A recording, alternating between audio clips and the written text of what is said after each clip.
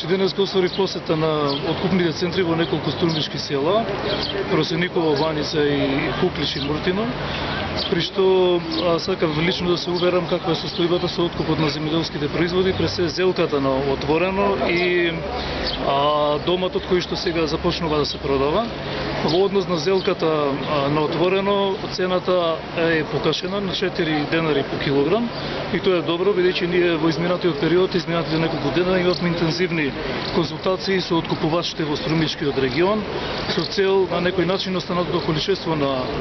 зелка на отворено да биде откупено по една цена која што на некој начин ќе биде задоволителна за земјоделците и цената е покашена од 2 на 3,5 до 4 денари и сметам дека тоа е добра цена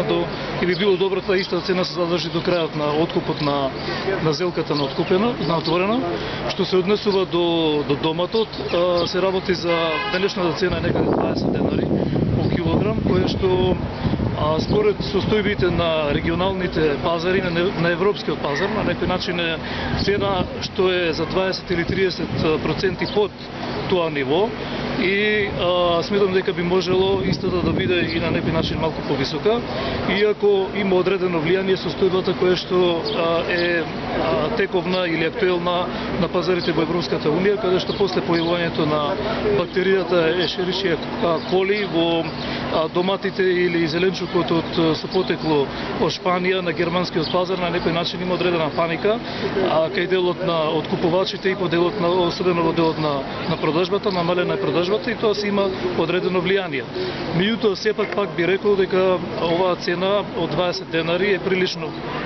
ниска и незадоволителна и би требало на некој начин да биде 20 до 30% повисока согласно со цените кои што ги имаме во Грција, Бугарија, на регионалните пазари на европскиот пазар. Во насока на зачувување на здравјето и безбедноста на здравјето на нашите потрошувачи во Македонија, Министерството за земјоделство донесе решение и Агенцијата за ветеринарство и храна веќе исто го спроведува во насока на целосно испитување на сите пратки кои што доаѓаат од Европската унија за испитување на присутност на бактеријата Ешеришија коли кои што доаѓаат од Европската унија. Значи секоја пратка која што доаѓа од Европската унија детално ќе биде прегледана, веќе се прегледува. Неколку пратки од овошје и зеленчук веќе поминаа низ таков третман во вчерашниот ден и нема нормално присуство, добро е што нема присуство на оваа бактерија. Тие мерки ќе продолжат и понатаму и ние ќе следиме и политиката и на Европската унија и интересите на нашите граѓани за обезбедување на безбедна и здрава храна, следејќи го овој проблем кој што вака има прилично сериозни димензии на пазарот на Европската унија, има соодветно влијание и на движење на цените и на откупот и овде. Меѓутоа на крајот би сакал исто така, бидејќи сепак се наоѓаме во еден предизборен период на само неколку дена пред изборите, да апелирам до политичките партии, бидејќи има и такви одредени индици на пазарот, дека можно е одредено политичко влијание на висината или движењето на цените и би апелирал до политичките партии во струмичкиот регион, кои што сепак може би имаат такво одредено влијание,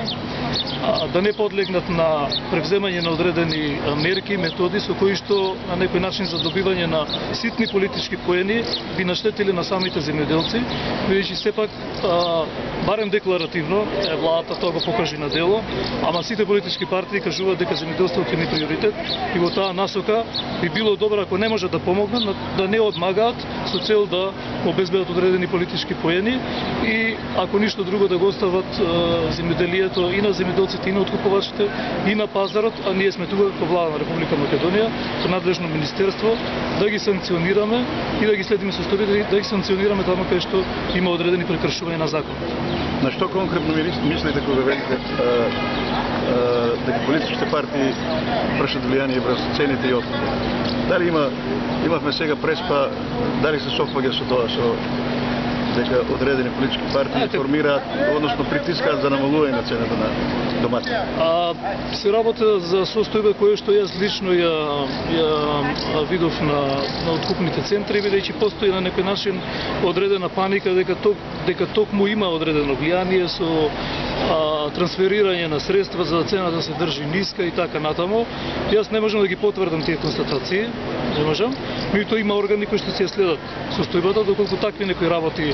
кои што навлегуваат во делот на слободното функционирање на пазарот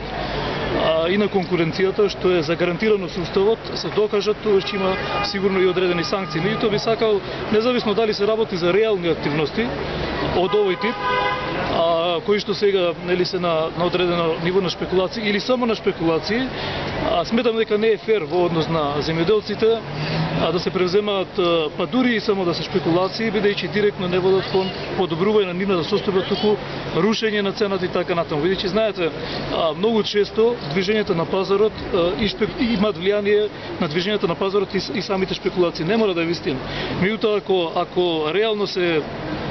работи во таа насока од одредени политички партии, има индикации дека тоа и реално се случува, значи тоа секако не е во интерес на самите земјоделци и би ги повторно би апелирал да издржат уште неколку дена, да се посветат на политички кампањи, на борбата на идеи, на програми, и земјоделците и граѓаните самите ќе си проценат кој реално нуди реални